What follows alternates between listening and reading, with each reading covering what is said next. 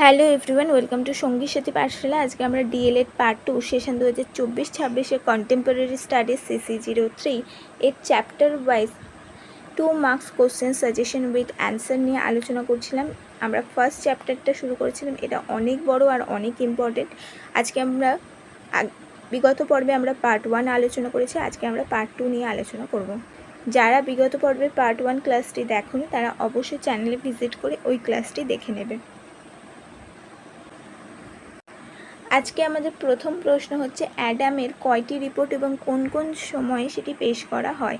অত্যন্ত গুরুত্বপূর্ণ প্রশ্ন। ভারতীয় শিক্ষা সম্পর্কে অনুসন্ধান ও সমীক্ষা চালিয়ে উইলিয়াম অ্যাডাম রিপোর্ট পেশ করেন। প্রথম দুটি রিপোর্ট 1835-এর 1 জুলাই এবং 23 ডিসেম্বর পেশ করেন। তৃতীয় রিপোর্ট পেশ করেন 1838 খ্রিস্টাব্দের 28 এপ্রিল। নেক্সট প্রশ্ন, অ্যাডামের তৃতীয় রিপোর্টের বিষয়বস্তু কী ছিল? অ্যাডামের তৃতীয় রিপোর্টটি সর্বাধিক গুরুত্বপূর্ণ কেন? 1838 খ্রিস্টাব্দের 28 এপ্রিল অ্যাডামের তৃতীয় রিপোর্টটি পেশ করেন। তার 3টি রিপোর্টের মধ্যে এটি সর্বাধিক গুরুত্বপূর্ণ কারণ এর মধ্যে তিনি বাংলা ও বিহারের শিক্ষা ব্যবস্থার একটি সম্যক ব্যাপক চিত্র তুলে ধরেন। এর প্রথম অংশে মুর্শিদাবাদ, বীরভূম, বর্ধমান, সিহট্ট ও পশ্চিম বিহারের 5টি জেলার শিক্ষা সম্পর্কে তুলে ধরেছেন। দ্বিতীয় অংশে দেশীয় শিক্ষা ব্যবস্থার উন্নতির জন্য তার নিজস্ব অভিমত তুলে ধরেছেন। সেই সাথে বিভিন্ন দেশীয় বিদ্যালয়, সেখানকার শিক্ষার্থী, সেখানে ব্যবহৃত ভাষা, শিক্ষার্থীদের ব্যবহৃত ভাষা, শিক্ষক ও শিক্ষকের সংখ্যা, শিক্ষকের প্রশিক্ষণ, শিক্ষণ পদ্ধতি, নারী শিক্ষা, জনগণের মধ্যে শিক্ষিতের হার ইত্যাদি নিয়ে আলোচনা করেছেন। এই জন্যে অ্যাডামের তৃতীয় রিপোর্ট ভীষণ গুরুত্বপূর্ণ। এই প্রশ্নটি অনেক ক্ষেত্রে তোমাদের 2 নম্বরের প্রশ্নে আসে এবং অত্যন্ত গুরুত্বপূর্ণ। নেক্সট প্রশ্ন, ভারতীয় শিক্ষা সম্প্রসারণের জন্য উডের ডিসপ্যাচ ভারতে কটি শিক্ষা বিভাগ স্থাপন করে? 5টি প্রদেশের শিক্ষা বিভাগ স্থাপন করা হয়। এগুলি হলো বাংলা, বোম্বাই, মাদ্রাজ, উত্তরপ্রদেশ ও পাঞ্জাব। এই সকল শিক্ষা বিভাগের দায়িত্ব কার উপর অর্পিত ছিল? বা ডাইরেক্টর অফ পাবলিক ইনস্ট্রাকশন অথবা ডিপিই কি? 5টি প্রদেশের শিক্ষা বিভাগ অর্থাৎ বাংলা, বিহার, মাদ্রাজ, উত্তরপ্রদেশ ও পাঞ্জাব, এই 5টি প্রদেশে একটি করে শিক্ষা বিভাগ স্থাপন করা হয়। এই বিভাগের প্রধানকে বলা হয় ডাইরেক্টর অফ পাবলিক ইনস্ট্রাকশন বা ডিপিই। এই বিভাগের অন্তর্ভুক্ত থাকবে একদল পরিদর্শক। সংশ্লিষ্ট প্রদেশের শিক্ষা প্রসারে পরিপূর্ণ দায়িত্ব থাকবে এই বিভাগের ওপর। নেক্সট প্রশ্ন হচ্ছে, গ্র্যান্ট ইন এড প্রথা বলতে কী বোঝো? অত্যন্ত গুরুত্বপূর্ণ প্রশ্ন। উডের দলিলে উল্লেখ করা হয়েছে যে শিক্ষা বিস্তারে সরকারি প্রচেষ্টাকে সরকার শর্ত সাপেক্ষ আর্থিক সাহায্য দেবে। এই শর্তগুলি হলো: 1. ধর্মনিরপেক্ষ শিক্ষার ব্যবস্থা করতে হবে। 2. স্থানীয় পরিচালনার ব্যবস্থা করতে হবে। সরকারি পরিদর্শক থাকবে এবং পরিদর্শকের নির্দেশ মেনে চলতে হবে। ছাত্রদের নিকট স্বল্প হলেও বেতন নিতে হবে। এটা কি একত্রে গ্র্যান্ট ইন এড বলা হচ্ছে। নেক্সট হচ্ছে, উডের দলিলকে ভারতের ম্যাগনা কার্টা কেন বলা হয়েছে? উডের দলিল যেভাবে করে শিক্ষার অগ্রগতির পক্ষে বিরাট একটি পদক্ষেপ, সেক্ষেত্রে কোনো সন্দেহের অবকাশ নেই। ঐতিহাসিক জেমস তাই উডের দলিলকে বা উডের ডিসপ্যাচকে ভারতের ইংরেজি শিক্ষার ম্যাগনা কার্টা বলে অভিহিত করেছেন। ম্যাগনা কার্টা ছিল ইংল্যান্ডের জনগণের অধিকারপত্র। 1215 খ্রিস্টাব্দে ইংল্যান্ডের রাজা জনের নিকট থেকে ইংরেজদের স্বাধিকার বিষয়ক এই সনদপত্র আদায় করেন। নেক্সট হচ্ছে, জাতীয় শিক্ষা আন্দোলনের সময়কালকে কয় ভাগে ভাগ করা হয় ও কী কী? জাতীয় শিক্ষা আন্দোলনের সময় পর্বকে 3 ভাগে ভাগ করা হয়েছে। এক হচ্ছে প্রথম পর্ব 1906 থেকে 1910 খ্রিস্টাব্দ, দ্বিতীয় পর্ব 1920 থেকে 1922 খ্রিস্টাব্দ এবং তৃতীয় পর্ব 1930 থেকে 38 খ্রিস্টাব্দ। Next, director of public instruction বা ডিপিই পদটি কার সুপারিশের ফল? চার্লস উডের সুপারিশের ফল। নেক্সট প্রশ্ন হচ্ছে, জাতীয় শিক্ষা আন্দোলন বলতে কী বোঝো? ঔপনিবেশিক শিক্ষা ব্যবস্থা চুইয়ে পড়ার নীতি গ্রহণের ফলে গণশিক্ষাকে প্রত্যক্ষভাবে অবহেলিত বা অবহেলা করা হয়। মাধ্যমিক ও উচ্চশিক্ষার জন্য সমস্ত শক্তি, অর্থ ও বিনিয়োগ করা ছিল এই শিক্ষার প্রধান লক্ষ্য।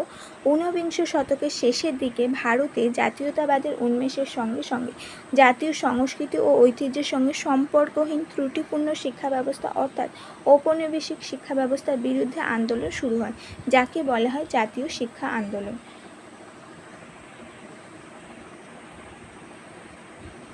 নেক্সট হচ্ছে স্ট্যানলি ডেসপ্যাচ কি? সমকালীন ইংরেজ সরকার মনে করেছিলেন যে উডের শিক্ষা সংক্রান্ত দলিল সিপাহী বিদ্রোহের অন্যতম কারণ। এই সন্দেহের বশে কোম্পানির নিয়ন্ত্রিত সংস্থার সভাপতি 1858 খ্রিস্টাব্দে উডের ডেসপ্যাচকে বাতিল করে দিয়ে উডের ডেসপ্যাচের পূর্ববর্তী অবস্থায় ফিরে যাওয়ার সিদ্ধান্ত গ্রহণ করে। কিন্তু ব্রিটিশ সরকার এই সিদ্ধান্ত গ্রহণ করেননি। ভারতের শিক্ষার পক্ষে কোন কোন নীতি কার্যকর হবে সে সম্পর্কে ভারত সচিব স্ট্যানলি একটি ডেসপ্যাচ তৈরি করেন। এটি ইতিহাসে স্ট্যানলি ডেসপ্যাচ নামে পরিচিত। একটি গুরুত্বপূর্ণ প্রশ্ন হচ্ছে উডের ডেসপ্যাচ কত সালে প্রকাশিত হয় এবং কার নেতৃত্বে? 1854 খ্রিস্টাব্দে চার্লস উডের নেতৃত্বে এটি প্রকাশিত হয়।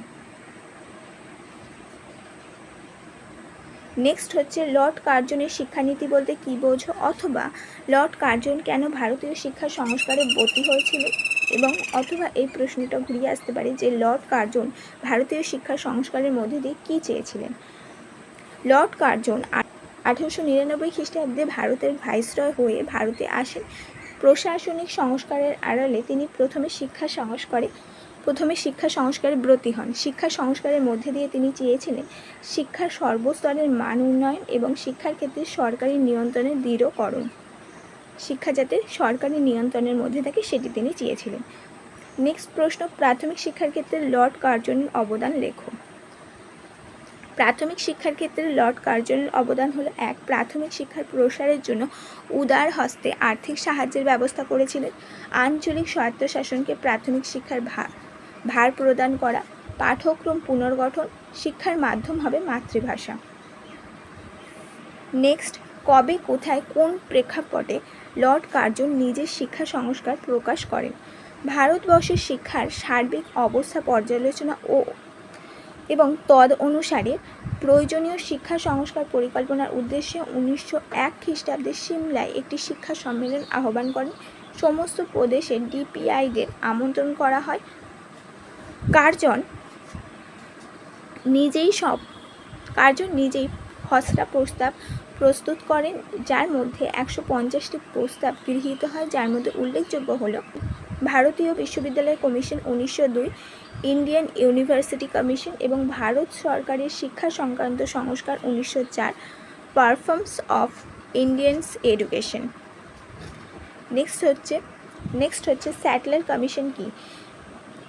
বিশ্বযুদ্ধের সময় পর্বে বিশ্ববিদ্যালয় ও শিক্ষার প্রসার দ্রুত গতিতে ঘটতে থাকে। এর ফলে বিশ্ববিদ্যালয়ের কর্মসূচি, শিক্ষার মান, দায়িত্ব এবং কর্তব্য ও বিভিন্ন স্তরের শিক্ষার মধ্যে সম্পর্ক ইত্যাদি বিষয়ে নানা প্রশ্ন দেখা দেয়।